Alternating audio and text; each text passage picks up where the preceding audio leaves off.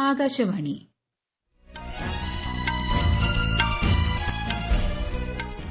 നമസ്കാരം.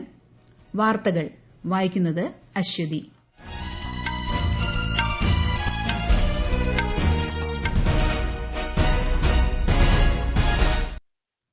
പ്രധാന വാർത്തകൾ. ത്രിരാഷ്ട്ര സന്ദർശനത്തിന്റെ രണ്ടാം പാദത്തിൽ പ്രധാനമന്ത്രി നരേന്ദ്രമോദി ബ്രസീലിലെത്തി. റിയോ ഡി ജനീറോയിൽ നടക്കുന്ന G20 ഉച്ചകോടിയിൽ അദ്ദേഹം പങ്കെടുക്കും. പ്രധാനമന്ത്രി നരേന്ദ്രമോദിക്ക് നൈജീരിയയുടെ ആദരം. Grand commander of order of Niger ബഹുമതി പ്രധാനമന്ത്രിക്ക് സമ്മാനിച്ചു. മഹാരാഷ്ട്രയിലും ഝാർഖണ്ഡിലും തിരഞ്ഞെടുപ്പിന്റെ പരസ്യപ്രചാരണം ഇന്ന് അവസാനിക്കും. കേരളത്തിൽ പാലക്കാട് ഉപതെരഞ്ഞെടുപ്പിനുള്ള അവസാനവട്ട പ്രചാരണവും ഊർജ്ജിതം. മണിപ്പൂരിൽ സംഘർഷാവസ്ഥ തുടരുന്ന സാഹചര്യത്തിൽ കേന്ദ്ര ആഭ്യന്തരമന്ത്രി അമിത്ഷായുടെ നേതൃത്വത്തിൽ ഇന്ന് യോഗം ചേരും. വായു ഗുണനിലവാരം അതീവ ഗുരുതരമായി തുടരുന്ന ഡൽഹിയിൽ ജാഗ്രത കർശനമാക്കി.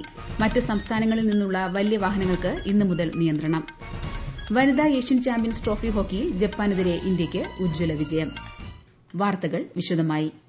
ബ്രസീലിലെ റിയോ ഡി ജനീറോയിൽ നടക്കുന്ന G20 ഉച്ചകോടിയിൽ പ്രധാനമന്ത്രി നരേന്ദ്രമോദി ഇന്ന് പങ്കെടുക്കും. നൈജീരിയൻ സന്ദർശനം പൂർത്തിയാക്കിയാണ് പ്രധാനമന്ത്രി ബ്രസീലിൽ എത്തിയത്. G20 ഉച്ചകോടിയിൽ വിവിധ ആഗോള വിഷയങ്ങളിൽ ഇന്ത്യയുടെ നിലപാടുകൾ പ്രധാനമന്ത്രി അവതരിപ്പിക്കും.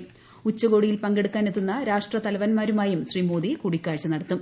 ഇന്നും നാളെയുമായി നടക്കുന്ന ഉച്ചകോടിയിൽ US president Joe Biden, Chinese president Xi Jinping തുടങ്ങിയവരും പങ്കെടുക്കുന്നുണ്ട്. ത്രിരാഷ്ട്ര സന്ദർശനത്തിന്റെ മൂന്നാം പാദത്തിൽ ശ്രീ മോദി ഗയാനയിലെത്തും.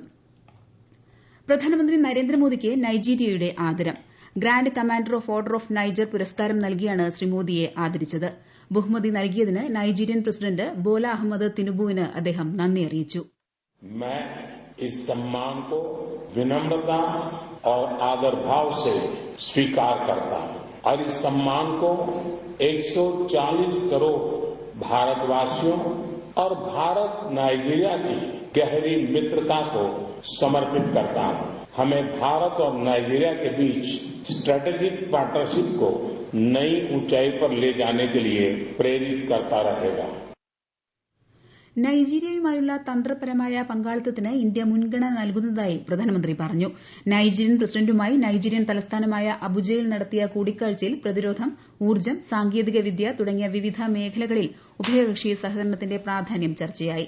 ഭീകരവാദം, കടൽക്കൊള്ള തുടങ്ങിയ വെല്ലുവിളികളെ നേരിടാൻ ഇരു രാജ്യങ്ങളും ഒരുമിച്ച് പ്രവർത്തിക്കുന്നുണ്ടെന്ന് പ്രധാനമന്ത്രി പറഞ്ഞു. 17 വർഷങ്ങൾക്ക് ശേഷമാണ് ഒരു ഇന്ത്യൻ പ്രധാനമന്ത്രി നൈജീരിയ സന്ദർശിക്കുന്നത്.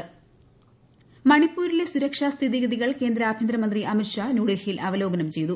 മണിപ്പൂരിൽ ക്രമസമാധാനം പുനഃസ്ഥാപിക്കുന്നതിന് ആവശ്യമായ നടപടികൾ സ്വീകരിക്കാൻ സുരക്ഷാ സേനയ്ക്ക് നിർദ്ദേശം നൽകിയതായി ആഭ്യന്തര മന്ത്രാലയം അറിയിച്ചു. മണിപ്പൂരിൽ വീണ്ടും സംഘർഷാവസ്ഥ തുടരുന്ന സാഹചര്യത്തിലാണ് കേന്ദ്ര ആഭ്യന്തരമന്ത്രി സ്ഥിതിഗതികൾ വിലയിരുത്തിയത്. വിഷയത്തിൽ ഇന്ന് വിശദമായ യോഗം ചേരും. സംസ്ഥാനത്തെ സമാധാനം നശിപ്പിക്കാൻ ശ്രമിക്കുന്നവർക്കെതിരെ ശക്തമായ നടപടിയെടുക്കുമെന്ന് ശ്രീ ഷാ വ്യക്തമാക്കി. ജോൺസ് ഹോപ്കിൻസ് യൂണിവേഴ്സിറ്റി, ഗുപ്ത ക്ലിൻസ്കി ഇന്ത്യ ഇൻസ്റ്റിറ്റ്യൂട്ട് എന്നിവിടങ്ങളിൽ നിന്നുള്ള ഉന്നതതല പ്രതിനിധി സംഘവുമായി കേന്ദ്രമന്ത്രി ധർമ്മേന്ദ്ര പ്രധാൻ ന്യൂഡൽഹിയിൽ കൂടിക്കാഴ്ച നടത്തി. JHUവും ഇന്ത്യയിലെ ഉന്നത വിദ്യാഭ്യാസ സ്ഥാപനങ്ങളും തമ്മിലുള്ള അക്കാദമിക് ഗവേഷണ സഹകരണം ശക്തിപ്പെടുത്തുന്നതിനെക്കുറിച്ച് പ്രധാൻ ചർച്ച നടത്തി. ഇന്ത്യയിൽ ഓഫ്ഷോർ JHU ക്യാമ്പസ് സ്ഥാപിക്കുന്നതിനെക്കുറിച്ചും പ്രതിനിധി സംഘം ചർച്ച ചെയ്തു. ഇൻഡോ പസഫിക് മേഖലയിലെ ഇന്ത്യയുടെ സമുദ്ര സുരക്ഷാ നിരീക്ഷണ സംവിധാനങ്ങൾക്ക് പിന്തുണ ഉറപ്പു നൽകി അമേരിക്കയും ജപ്പാനും ഓസ്ട്രേലിയയും. ഓസ്ട്രേലിയയിലെ ഡാർവിനിൽ നടന്ന ത്രിരാഷ്ട്ര പ്രതിരോധ മന്ത്രിമാരുടെ യോഗത്തിന് ശേഷമുള്ള സംയുക്ത പ്രസ്താവനയിലാണ് ഇക്കാര്യം വ്യക്തമാക്കിയത്. വിഷയത്തിൽ ഇന്ത്യയുടെ നേതൃത്വം രാജ്യങ്ങൾ അംഗീകരിച്ചു. മുതിർന്ന ഇന്ത്യൻ ഇൻഫർമേഷൻ സർവീസ് ഓഫീസറും മുൻ രാഷ്ട്രപതി APJ അബ്ദുൽ കലാമിന്റെ പ്രസ് സെക്രട്ടറിയുമായിരുന്ന SM ഖാൻ അന്തരിച്ചു. 67 വയസ്സായിരുന്നു. 1982 ബാച്ച് IIS ഉദ്യോഗസ്ഥനായ SM Khan DD news director ജനറലായി സേവനമനുഷ്ഠിച്ചിട്ടുണ്ട്. പ്രസ് ഇൻഫർമേഷൻ ബ്യൂറോ, RNI ഉൾപ്പെടെയുള്ള ഇടങ്ങളിൽ അദ്ദേഹം സേവനമനുഷ്ഠിച്ചു. വസ്ത്രനിർമ്മാണ വ്യവസായത്തിന് പ്രോത്സാഹനം നൽകാൻ ലക്ഷ്യമിട്ടാണ് കേന്ദ്ര സർക്കാർ വിഷൻ നെക്സ്റ്റ് പദ്ധതി ആവിഷ്കരിച്ചതെന്ന് കേന്ദ്ര ടെക്സ്റ്റൈൽസ് മന്ത്രി ഗിരിരാജ് സിംഗ്. ഇന്ത്യയുടെ ടെക്സ്റ്റൈൽ ഡിസൈനിംഗ് വ്യവസായം $176 ബില്യൺ വളർച്ച കൈവരിച്ചതായും അദ്ദേഹം പറഞ്ഞു. ചെന്നൈയിലെ നാഷണൽ ഇൻസ്റ്റിറ്റ്യൂട്ട് ഓഫ് ഫാഷൻ ടെക്നോളജിയിൽ മാധ്യമപ്രവർത്തകരെ അഭിസംബോധന ചെയ്യുകയായിരുന്നു അദ്ദേഹം. ഇന്ത്യയുടെ വാർത്താവിനിമയ ഉപഗ്രഹമായ GSAT-20 നാളെ USAയിലെ കേപ്പ് കനാവറയിൽ നിന്ന് വിക്ഷേപിക്കും. എലോൺ മസ്കിന്റെ ഉടമസ്ഥതയിലുള്ള സ്പേസ് എക്സിന്റെ ഫാൽക്കൺ 9 ആണ് വിക്ഷേപണം നടത്തുന്നതെന്ന് ISRO മേധാവി S. സോമനാഥ് അറിയിച്ചു. വിദൂര പ്രദേശങ്ങളിലേക്കുള്ള ഇന്റർനെറ്റ് കണക്ടിവിറ്റി ഉൾപ്പെടെ ഇന്ത്യയിലുടനീളം സുപ്രധാന സേവനങ്ങൾ ഇതിലൂടെ ലഭ്യമാകും. ഈ വാർത്തകൾ ആകാശവാണിയിൽ നിന്ന്. ആകാശവാണി വാർത്തകളും വാർത്താധിഷ്ഠിത പരിപാടികളും All India Radio News Thiruvananthapuram YouTube ചാനലിലും All India Radio News Thiruvananthapuram Facebook പേജിലും AR News_ തിരുവനന്തപുരം ഇൻസ്റ്റഗ്രാം അക്കൌണ്ടിലും AR News_TVM X ഹാൻഡിലും ലഭ്യമാണ്. നിയമസഭാ തെരഞ്ഞെടുപ്പിന് 2 ദിവസം ബാക്കി നിൽക്കെ മഹാരാഷ്ട്രയിലും ഝാർഖണ്ഡിലും പരസ്യപ്രചാരണം ഇന്ന് അവസാനിക്കും. 288 സീറ്റുകളുള്ള മഹാരാഷ്ട്രയിൽ ബുധനാഴ്ച ഒറ്റഘട്ടമായാണ് തെരഞ്ഞെടുപ്പ്. 4136 സ്ഥാനാർത്ഥികളാണ് ഇവിടെ മത്സര രംഗത്തുള്ളത്. ഝാർഖണ്ഡിൽ തെരഞ്ഞെടുപ്പിന്റെ 2ാം ഘട്ടമാണ് ബുധനാഴ്ച നടക്കുന്നത്. ഝാർഖണ്ഡിൽ നിയമസഭാ തെരഞ്ഞെടുപ്പിന്റെ പ്രചാരണം അവസാനിക്കുന്നതിനെ തുടർന്ന് സ്വകാര്യ വാഹനങ്ങളിൽ ബാനറോ ബോർഡോ ഉപയോഗിക്കുന്നത് തെരഞ്ഞെടുപ്പ് കമ്മീഷൻ നിരോധിച്ചു. ഉത്തരവ് ലംഘിക്കുന്നവർക്കെതിരെ നടപടിയെടുക്കാൻ ജില്ലാ അധികാരികളോട് ആവശ്യപ്പെട്ടിട്ടുണ്ടെന്ന് ചീഫ് ഇലക്ടറൽ ഓഫീസർ പറഞ്ഞു. രാഷ്ട്രീയ വിവാദങ്ങൾക്കും കളം മാറലുകൾക്കും ആരോപണ പ്രത്യാരോപണങ്ങൾക്കുമിടയിൽ പാലക്കാട് നിയമസഭാ ഉപതെരഞ്ഞെടുപ്പ് പ്രചാരണത്തിന് ഇന്ന് കൊട്ടിക്കലാശം. ബുധനാഴ്ചയാണ് വോട്ടെടുപ്പ്. കൂടുതൽ വിവരങ്ങളുമായി ആകാശവാണി പാലക്കാട് ജില്ലാ പ്രതിനിധി ഫൈസൽ അലിമുത്ത്. ഇന്ന് പരസ്യപ്രചാരണം അവസാനിക്കുമ്പോൾ പരമാവധി വോട്ടർമാരെ നേരിൽ കാണാൻ കഴിഞ്ഞതിന്റെ ആവേശത്തിലും ആത്മവിശ്വാസത്തിലുമാണ് സ്ഥാനാർത്ഥികൾ. LDF സ്ഥാനാർത്ഥി doctor P Sarin indoor stadium പരിസരത്തു നിന്ന് കൊട്ടിക്കലാശത്തിന് തുടക്കം കുറിക്കും.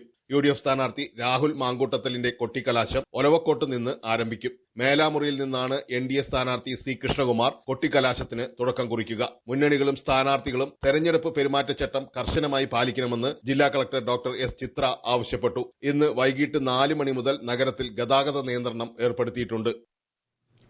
പാലക്കാട് നിയമസഭാ ഉപതെരഞ്ഞെടുപ്പിൽ സർവീസ് ജീവനക്കാർക്കുള്ള വോട്ടിംഗ് ഇന്ന് അവസാനിക്കും. പാലക്കാട് RDO ക്വാർട്ടേഴ്സിലാണ് വോട്ടിംഗ് നടക്കുന്നത്. നേരത്തെ അനുമതി ലഭിച്ചിട്ടുള്ള ഉദ്യോഗസ്ഥർക്കാണ് സമ്മതിദാനാവകാശം വിനിയോഗിക്കാൻ അവസരം. വായു ഗുണനിലവാരം അതീവ ഗുരുതരമായി തുടരുന്ന ഡൽഹിയിൽ ഇന്നു മുതൽ ഗ്രേഡഡ് റെസ്പോൺസ് ആക്ഷൻ പ്ലാൻ 4 ഏർപ്പെടുത്താൻ എയർ ക്വാളിറ്റി മാനേജ്മെന്റ് കമ്മീഷൻ തീരുമാനിച്ചു. ഗ്രാപ് 4 പ്രകാരം മറ്റ് സംസ്ഥാനങ്ങളിൽ നിന്നുള്ള വലിയ വാഹനങ്ങളുടെ പ്രവേശനം ഇന്നു മുതൽ നിരോധിക്കും. എന്നാൽ അവശ്യ സാധനങ്ങൾ കൊണ്ടുപോകുന്നതും അവശ്യ സേവനങ്ങൾ നൽകുന്നതുമായ ട്രക്കുകൾക്ക് പ്രവേശനമുണ്ട്. CNG, ഇലക്ട്രിക്, BS6 ഡീസൽ ട്രക്കുകളും പ്രവേശിക്കാൻ അനുവദിക്കും. 10-12 ക്ലാസുകൾ ഒഴികെയുള്ള എല്ലാ വിദ്യാർത്ഥികൾക്കും നേരിട്ടുള്ള ക്ലാസുകൾ നിർത്തലാക്കാൻ ഡൽഹിയിൽ സർക്കാർ തീരുമാനിച്ചു. ഇനിയൊരു ഉത്തരവ് ഉണ്ടാകുന്നതുവരെ എല്ലാ സ്കൂളുകളും ഓൺലൈൻ ക്ലാസുകൾ നടത്തുമെന്ന് ഡൽഹി മുഖ്യമന്ത്രി അതിഷി സോഷ്യൽ മീഡിയ പോസ്റ്റിലൂടെ അറിയിച്ചു. വനിതാ ഏഷ്യൻ ചാമ്പ്യൻസ് ട്രോഫി ഹോക്കിയിൽ ജപ്പാനെ പരാജയപ്പെടുത്തി ഇന്ത്യ സെമി ഫൈനലിൽ പ്രവേശിച്ചു. ഏകപക്ഷീയമായ 3 ഗോളുകൾക്കാണ് ഇന്ത്യയുടെ ജയം. ബീഹാറിൽ രാജ്ഗീർ ഹോക്കി സ്റ്റേഡിയത്തിൽ നടന്ന മത്സരത്തിൽ ഇന്ത്യയ്ക്കായി നവനീത് കൌർ, ദീപിക കുമാരി എന്നിവരാണ് ഗോൾ നേടിയത്. ഓസ്ട്രേലിയയ്ക്കെതിരെ ഈ മാസം 22-ന് പെർത്തിൽ ആരംഭിക്കുന്ന ബോർഡർ ഗവാസ്കർ ട്രോഫിയുടെ ഉദ്ഘാടന മത്സരത്തിൽ ഇന്ത്യയുടെ ടെസ്റ്റ് ക്യാപ്റ്റൻ രോഹിത് ശർമ്മ കളിക്കില്ല. പകരം വൈസ് ക്യാപ്റ്റൻ ജസ്പ്രീത് ബുംറ ടീമിനെ നയിക്കും. ഫീൽഡിംഗ് പരിശീലനത്തിനിടെ കൈവിരലിന് പരിക്കേറ്റ ഓപ്പണർ ശുഭ്മാൻ ഗില്ലും ആദ്യ ടെസ്റ്റിൽ കളിക്കില്ല. KL രാഹുലും അഭിമന്യു ഈശ്വരനും ഇവർക്ക് പകരം ടീമിൽ സ്ഥാനം പിടിച്ചിട്ടുണ്ട്. മുൻ ഇന്ത്യൻ വനിതാ ക്രിക്കറ്റ് ക്യാപ്റ്റൻ മിതാലി രാജിനെ ആന്ധ്ര ക്രിക്കറ്റ് അസോസിയേഷൻ വനിതാ ക്രിക്കറ്റ് ഓപ്പറേഷൻസിന്റെ മെന്ററായി നിയമിച്ചു. ACAയുമായി 3 വർഷത്തെ കരാറിൽ മിതാലി ഒപ്പുവച്ചു. പുതിയ തലമുറയിലെ വനിതാ ക്രിക്കറ്റ് താരങ്ങളെ വളർത്തിയെടുക്കുന്നതിനായി സംസ്ഥാനത്തുടനീളമുള്ള യുവ പ്രതിഭകളെ കണ്ടെത്തി ഉയർത്തിക്കൊണ്ടുവരികയാണ് പ്രാഥമിക ഉത്തരവാദിത്തം. ഡൽഹി ഗതാഗത മന്ത്രിയും ആം ആദ്മി പാർട്ടി നേതാവുമായ കൈലാഷ് ഗെഹ്ലോട്ട് പാർട്ടിയിൽ നിന്ന് രാജിവച്ചു. ആം ആദ്മി പാർട്ടി കൺവീനർ അരവിന്ദ് കെജ്രിവാളിന് അയച്ച രാജിക്കത്തിൽ പാർട്ടിക്ക് ജനങ്ങളോടുള്ള പ്രതിബദ്ധത നഷ്ടപ്പെട്ടുവെന്ന് ഗെഹ്ലോട്ട് ആരോപിച്ചു. അതേസമയം AAP നേതാവിന്റെ രാജി ധീരമായ നടപടിയാണെന്ന് ഡൽഹി BJP അധ്യക്ഷൻ വീരേന്ദ്ര സച്ദേവ മാധ്യമങ്ങളോട് പറഞ്ഞു. ശ്രീലങ്കയിൽ പുതിയ മന്ത്രിസഭയുടെ സത്യപ്രതിജ്ഞാ ചടങ്ങ് പ്രസിഡന്റ് അനുരാഗ് കുമാര ദിസനായകയുടെ സാന്നിധ്യത്തിൽ ഇന്ന് നടക്കും. ഹരിണി അമരസൂര്യയെ വീണ്ടും പ്രധാനമന്ത്രിയായി നിയമിക്കുമെന്നും വിജിത ഹെറാത്ത് വിദേശകാര്യ മന്ത്രിയായി തുടരുമെന്നും പ്രാദേശിക മാധ്യമങ്ങൾ റിപ്പോർട്ട് ചെയ്തു. പ്രധാന വാർത്തകൾ വീണ്ടും. ത്രിരാഷ്ട്ര സന്ദർശനത്തിന്റെ 2ാം പാദത്തിൽ പ്രധാനമന്ത്രി നരേന്ദ്രമോദി ബ്രസീലിലെത്തി. റിയോ ഡി ജനീറോയിൽ നടക്കുന്ന G20 ഉച്ചകോടിയിൽ അദ്ദേഹം പങ്കെടുക്കും. പ്രധാനമന്ത്രി നരേന്ദ്രമോദിക്ക് നൈജീരിയയുടെ ആദരം. Grand commander of order of Niger ബഹുമതി പ്രധാനമന്ത്രിക്ക് സമ്മാനിച്ചു. മഹാരാഷ്ട്രയിലും ഝാർഖണ്ഡിലും തെരഞ്ഞെടുപ്പിന്റെ പരസ്യപ്രചാരണം ഇന്ന് അവസാനിക്കും. കേരളത്തിൽ പാലക്കാട് ഉപതെരഞ്ഞെടുപ്പിനുള്ള അവസാനവട്ട പ്രചാരണവും ഊർജ്ജിതം. മണിപ്പൂരിൽ സംഘർഷാവസ്ഥ തുടരുന്ന സാഹചര്യത്തിൽ കേന്ദ്ര ആഭ്യന്തരമന്ത്രി അമിത്ഷായുടെ നേതൃത്വത്തിൽ ഇന്ന് യോഗം ചേരും. വായു ഗുണനിലവാരം അതീവ ഗുരുതരമായി തുടരുന്ന ഡൽഹിയിൽ ജാഗ്രത കർശനമാക്കി. മറ്റ് സംസ്ഥാനങ്ങളിൽ നിന്നുള്ള വലിയ വാഹനങ്ങൾക്ക് ഇന്നു മുതൽ നിയന്ത്രണം. വനിതാ ഏഷ്യൻ ചാമ്പ്യൻസ് ട്രോഫി ഹോക്കിയിൽ ജപ്പാനെതിരെ ഇന്ത്യയ്ക്ക് ഉജ്ജ്വല വിജയം. വാർത്തകൾ കഴിഞ്ഞു. അടുത്ത വാർത്താ പ്രക്ഷേപണം ഉച്ചയ്ക്ക് 12:30.